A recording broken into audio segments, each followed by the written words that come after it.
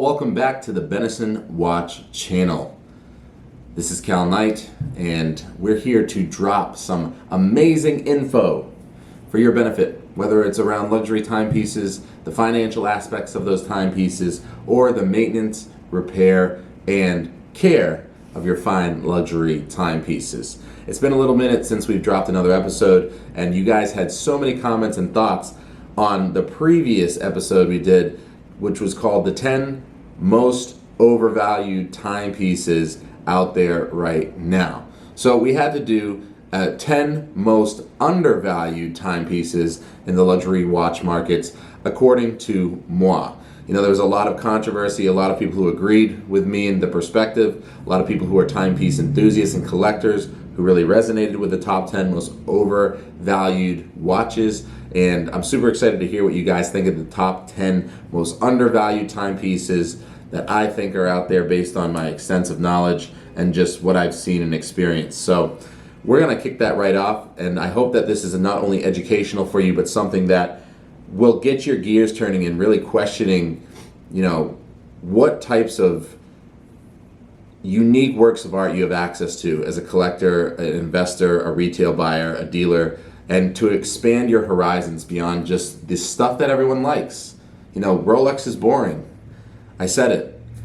You know, stretch your wings. There's more out there in the horology world that people can enjoy and that you can learn about that is so beautiful, even for an attributed dollar that's way less than it probably should have, which is what we're going to discuss in this episode. And you know, beyond this top 10, there's plenty of timepieces and brands out there that are in need of being explored and expanded on that we will continue to discuss throughout this channel. So if you are not subscribed, like, share, subscribe, and we'll have a lot more hot information on that coming your way for free. So let's kick off the list with the top 10 most underrated and undervalued timepieces. Number one for me is the Ulysse Nardin El Toro. So the Ulysse Nardin El Toro is one of the most beautiful complications in a watch that I've ever seen. It comes in a precious metal case. You know, it's a case that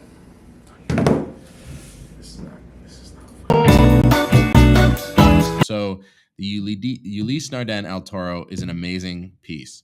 This is a work of art that you can wear on your wrist, usually coming in a precious metal like rose gold, white gold, platinum, and it usually has the combination of a sport rubber strap or a leather strap. Now, this piece MSRP new around $56,000, okay? $56,000. And right now, in the secondary pre-owned market, you can find one excellent condition, box and papers, for probably closer to 15 to 25K. Like, it's insane to me with the perpetual calendar, with the complications on that piece, with the elegance of the aesthetic. It's just such a beautiful watch, and it's so much bang for the buck. And Ulysse Nardin is such a great company. They have impeccable class when it comes to haute horology. They're one of the highest end watchmakers in the world as a company and as a brand, and they have presence in Switzerland and the United States. And it's just insane to me that they're not holding value greater than they currently are. Hopefully, through education and through the awareness of channels like this and people talking and looking at these pieces, they'll be purchased more and the demand will go up. To me, a Ulysse Nardin El Toro has a lot more bang for the buck and is way more potent than other competitors or pieces in that price range. Like, look at a Rolex Daytona base model. It's nothing compared to this Ulysse Nardin El Toro, yet so many people want a Daytona because they want to impress their friends. They want that one watch that makes them feel like they made it, or that they care about what other people think instead of just looking at the amazing, amazing options out there. Or maybe you just don't know. So now you know. Number two, Ulysse Nardin Freak. Oh my God, I can't say enough about the Ulysse Nardin Freak. And yes, we're already on our second Ulysse Nardin on this list. Now, there's so many variations of the Freak at this point. They started with the original Freaks back in the early 2000s, and it won multiple awards at Baselworld, at Watches and Wonders, at all the the Swiss International Timepiece shows, because it was one of the first movements that had the carousel. It's not a tourbillon. Some people think it's a tourbillon. It's not. It's not a freestanding tourbillon. It's a carousel that indicates the time as a central design focal point and as a pinion on the watch. And the coolest part about this piece, beyond the aesthetic that just draws you in and makes you look so different and just like sucks you in magically to this watch, is that you set the time and you wind the mainspring through the case itself. So there's no crown like there traditionally is in pieces like Rolex or Omega or Audemars Piguet. The crown is not on the right side. The crown, or non-existent crown rather, that you would use to actually set the time comes when you flip lock open the case and you turn the bezel to set the hour and the minute hand. The hour hand is actually recessed behind the minute hand that's floating. And once you set that time, you can lock it down. And then if you go to the back of the case, usually there's a tool that comes with the kit, but sometimes you don't need it. It's a winding mechanism that essentially takes the case back. It sticks to the case back with pressure, and you wind the mainspring. And it's just this ingenuitive, like beautiful work of art. And to me, that's what horology is all about. It's not just about the art of creating pieces that are telling time. It's about how time is represented. It's about the lifestyle and the essence of the human spirit and the soul and the creativity and the craftsmanship. So there's no doubt why the UN Freak won so many awards, and it's so overlooked right now still. At first, it was an entry point or a price point issue, because the precious metal UN Freaks like the gold and the white gold were pricing around anywhere between 50 to 100K. They've come down a bit since their inception, mostly because the people who are collectors are holding them and not reselling them as much. There's less awareness of them, but that jumped back up when they started to create the new generations of those. So they came out with a second generation of the Ulysse Nardin Freak. Then the third generation, they were using materials like titanium and giving some viewing windows in the back to the mechanism. And they just look awesome. And they were at a lower price point. And now they have the Ulysse Nardin Freak X, which is a entry level freak. I say entry level, but it's still upwards of around anywhere between 12 to 29K, depending on which model you have, what material, whether that's carbon fiber, titanium, all kinds of different forms and colors, which is kind of cool. And that's what makes Ulysse Nardin exciting. It's supposed to be outside the box. It's not supposed to be always traditional. So the UN Freak is huge. All right, number 3. So number 3, actually Rolex made the list. And if you know me, you know that I really don't appreciate Rolex as a brand as much as other people.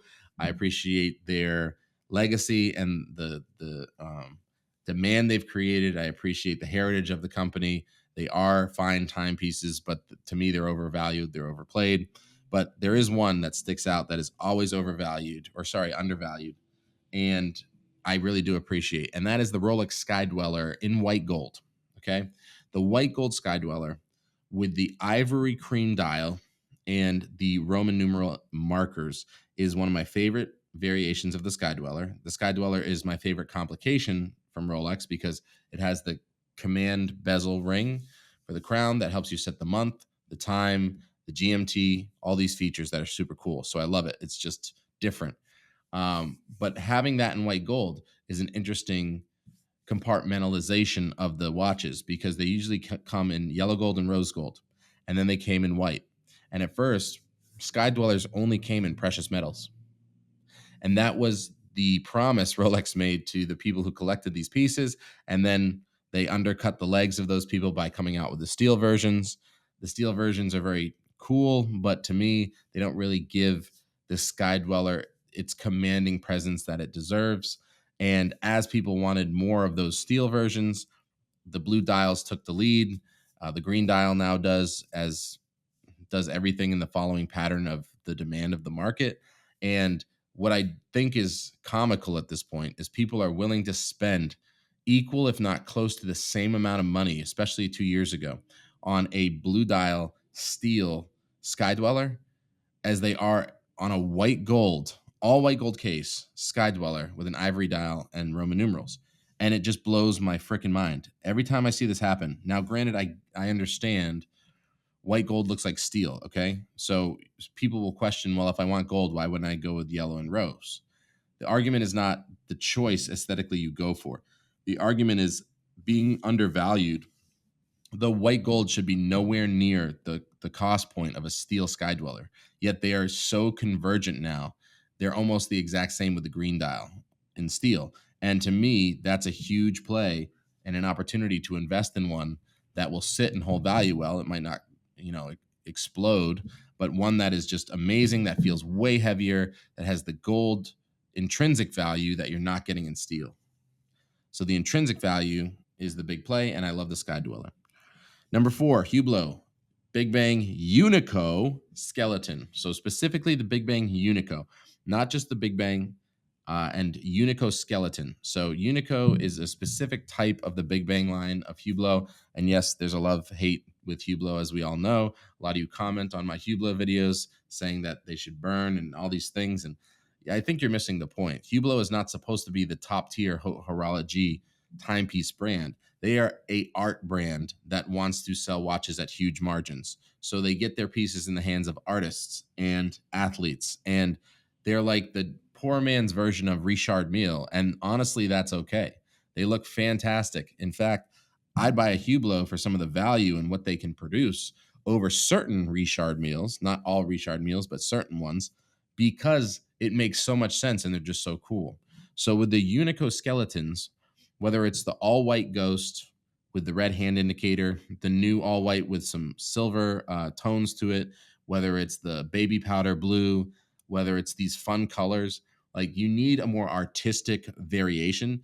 Going with the titanium skeleton is okay, but it's boring. It doesn't really represent the essence of what makes the Unico skeleton so interesting, which is essentially that play into the movement and the visibility into the movement and the fun aspect of what comes with luxury watches.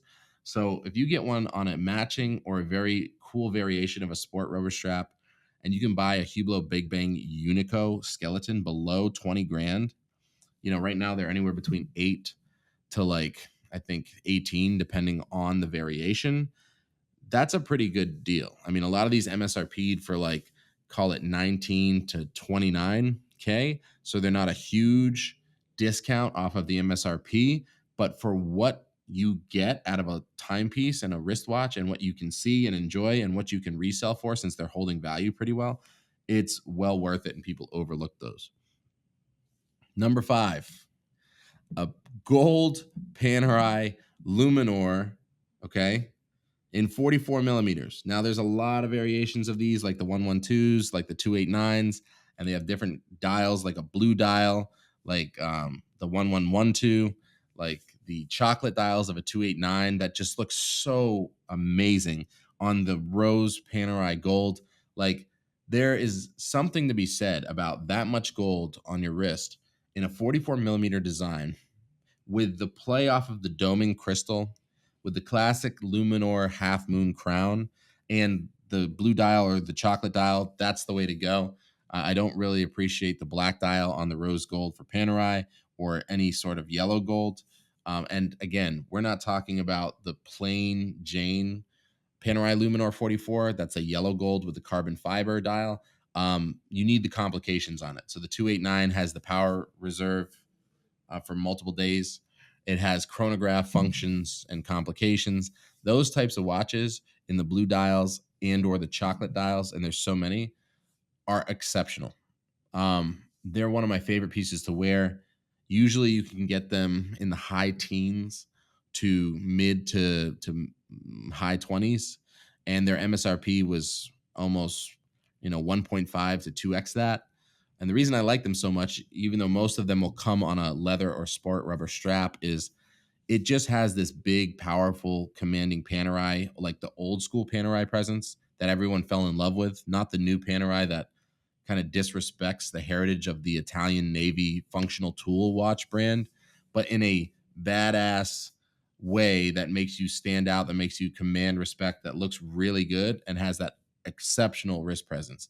Like for the dollar, they're so undervalued and they look amazing. and I would take one of those any day just to go out and about. It just gives that FU feel, and it has a long history of being a great timepiece. You can see through the see-through case back the inner workings of the, depending on what year, in-house Panerai movement versus the old outsourced Panerai movements. But with the complications on that watch, if you choose one of those models, you're almost inevitably going to do okay if you buy correctly. So kudos to the Panerai Gold Luminor 44 millimeter with complications. We can make a short list of those references, or you could reach out and ask me what I think. But for now, I want to cover most of those because they do really well. Not radio mirror though. Don't ever go radio mirror. Once you go radio mirror, you're in the pits of despair of purgatory. So I don't recommend doing that. Okay, number 6, the GG Lecoute, the JLC for short for us Americans, master compressor.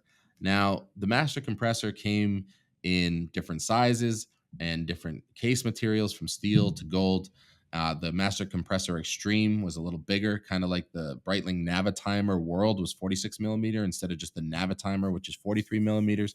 So the master compressor came in different sizes, different variations. But whether you go to the master compressor extreme or you go to the regular master compressor with the helium escape valves and the time setting functionality that has a locking system on it, which is kind of cool, they're just a great watch. And they can be purchased so cheap right now because JLC, even though it has a lot of prestige and a lot of amazing, exceptional timepieces, it has just that. It has a lot of variations of timepiece models, and it's not really up there in the highest demand brand wise, like AP, Rolex, Omega, Cartier, etc. So it's kind of forgotten about in half the world. Not in certain places where JLC is prominent, like in Europe, not in places where there's more like dress attire that is classy and being commanded, because JLC is notorious for being more of that type of brand than a luxury sport brand. But that said, with the Master Compressor, they did a really good job at blending luxury sport with their classic type designs, and the size, the complications, the play on the dial. It's all just great. It's a really good piece, and most of them can be purchased under 10K, which is bananas to me. The gold ones, sometimes you have to pay up a little bit depending on the variation, but it seems to be a piece that's been forgotten about in the land of the lost, and I don't think it should ever be lost. It should be enjoyed by those who are 88 years old and those who are 18 years old just getting into their journey, because you're not going to find something that is going to give you that level of horology for that price. And also, you're going to connect with the right types of people. By that, I mean, it's not always about connecting with people that you want to impress who don't understand timepieces or the value in the industry. Sometimes it's great to attract the types of people who are multiple watch guys or guys who appreciate haute horology, and you're wearing a master compressor and they go, wow, like not only does this person understand what I understand, which is that there's other brands and there's other beauty in this world, but JLC is very specific. So it's like you conscientiously chose that, and you're a multiple watch guy, or at least they assume that, and you really know what you're doing. So I really like wearing one of those out because it's a huge surprise. It's like a young guy wearing or driving a stick Porsche instead of coming in a Lamborghini Huracan, which is like expected if you have some money. So it kind of gives you that mystery and that essence of prestige, which I think is really cool. And again, for the dollar, it's hard to beat. Now we're on number 7. So number 7, the Blancpain 50 Fathoms. There's been so many iterations of the 50 Fathoms from Blancpain throughout the years, but in the newer years, or even let's just say from, let's call it 1995 to today, they've really done a good job at enhancing the 50 Fathoms in a way that stays true to the diving heritage while also being alluring, like sexy and cool. And Blancpain, it was, even though they're a great brand and they've been known forever, they have a lot of prestige, seem to be aligning on a same path as Girard Perregaux, where it was like dying with the new youth, like dying with the new enthusiasts and kind of forgotten.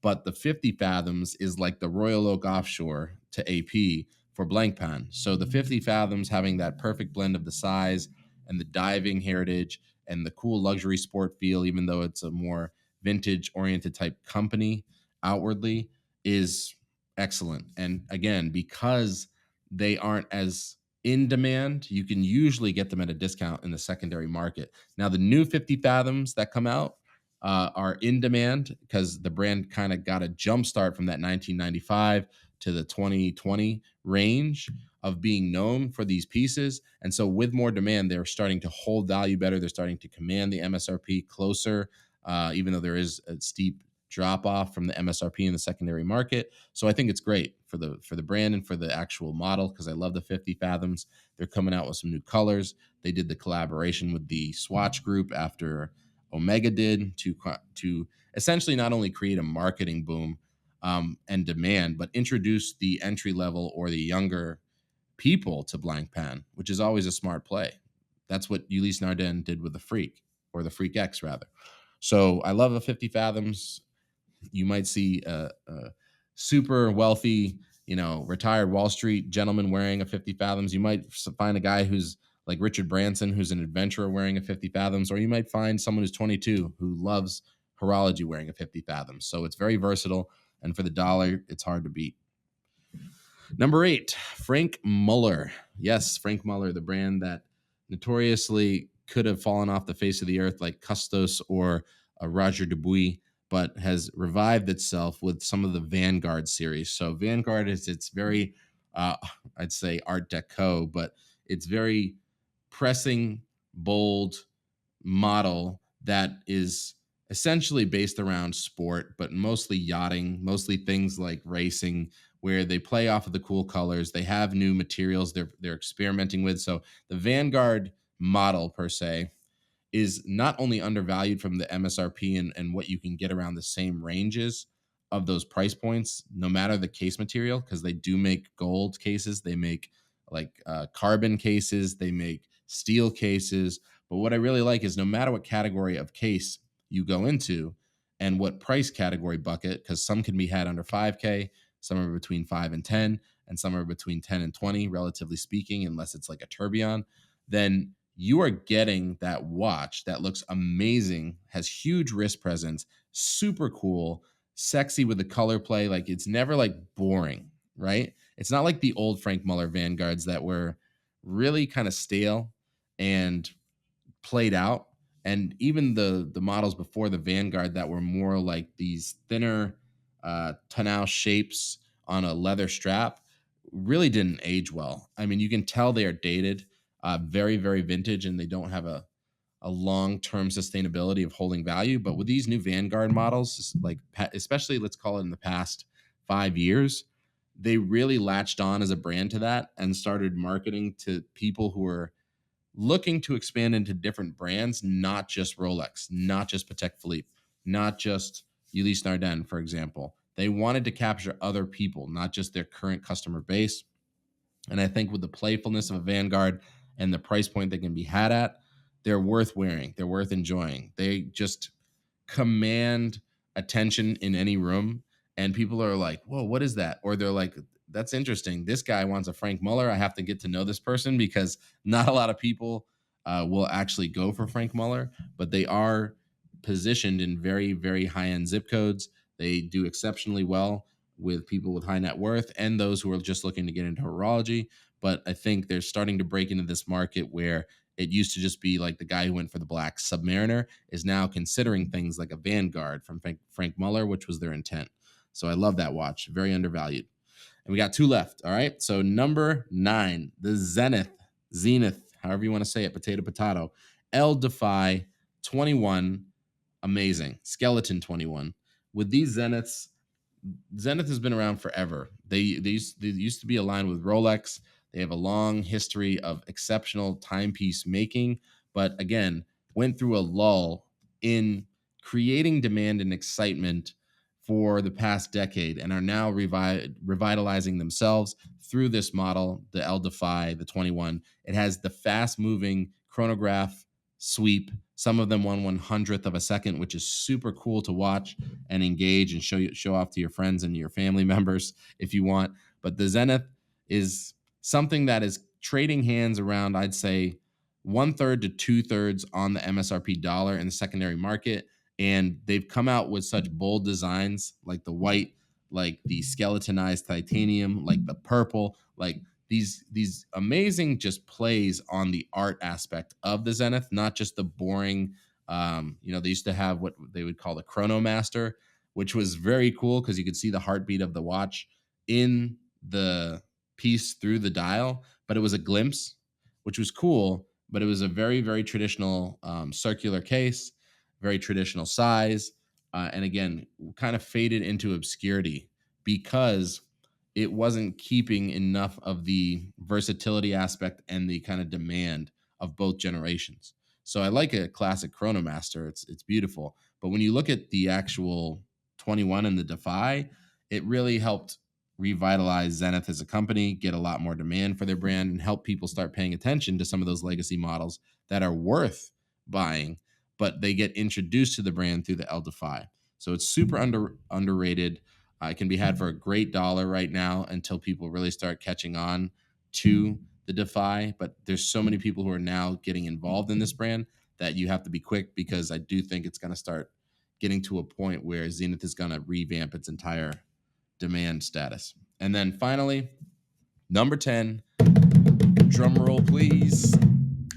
Audemars Piguet made the list. Yes, there could have been probably 2 or 3 other ones that I went with, but I specifically wanted the Millenary 4101 specifically skeleton. This Millenary, yes, it has an obscure elliptical case. Freaking love it. It comes on a sport rubber, it comes on a dress strap. But what is really done well about this Millenary, because it's different than the older Millenaries. The older Millenaries didn't have a see-through case. They had the elliptical, odd, oblique type case, which was interesting, but it was kind of tacky. It was kind of old. It was kind of like if you step into one of those homes that did too much gold and there's like brown trims and green, you could just feel it's like very dated, and it feels very like bland and blech. But with the 4101 skeleton, they turned it into something that was not only exceptionally pleasing to look at on the wrist, but got a lot of people's attention. It was something that the enthusiasts could enjoy because it's a collector edition that held value well.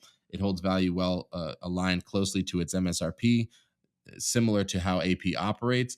But it was one of the only models that continued to keep that excitement outside the Royal Oak and the Royal Oak Offshore. And Audemars Piguet specifically has had a very hard time finding models in its design line that can keep the attention of its customer base and outside its base over the Royal Oak and the Royal Oak Offshore. It's that simple. They tried to with the Code 1159 recently. I like the curvature. I like what they're trying to do, but they shoved it down people's throats. It is nothing compared to what they could have done. They designed that in a in-house session without asking any feedback from their market or the people who love AP. And even though some of those are super cool to this date, and I like the designs, they should have gone on my overvalued list, to be quite frankly. And I just don't like that AP is in a direction now where it thinks it doesn't need or doesn't care for what its audience thinks. They're very snotty. They're very we're matter of fact, don't need anyone. And I think they're going to get a rude awakening in the next 5 to 10 years, especially with these new brands coming out. I think they're going to get eaten from the ground up, since they're one of the only privately owned entities still left, which I used to love. But when it turns into ego, it becomes a problem. So the steel version and the gold version both work. And I love the Millenary 4101 skeleton. You can't beat it. It looks super cool on the wrist. You don't look outdated. It's undervalued, period. The end. Finished. So there you have it, guys. That's the top 10 in no particular order of the most undervalued pieces that are relevant in the market right now. I hope you found that educational. We're going to have a lot more content. I'm going to comment and respond to you guys in the section below. If you disagree, give me some of your top 10. If you agree, let me know why. If you appreciate this, like, share, subscribe, because we have a lot more great content coming, and we do listen to your comments. So we'll do some recorded videos based on the stuff you guys want to hear about. We are a luxury repair and authentication shop globally, handling anything from Richard Mille to Patek Philippe to A. Lang & Zuna to MB&F to Omega. So if you need anything service or repair or authentication wise, feel free to connect with us. We also buy, sell, and trade. There you have it. I hope you enjoyed. I hope you try some of these pieces if you haven't before. You are missing out if you haven't. And when you enjoy them and it changes your life, hit me up, call me, let me know why. All right. Love to hear from you guys. And until next time, peace.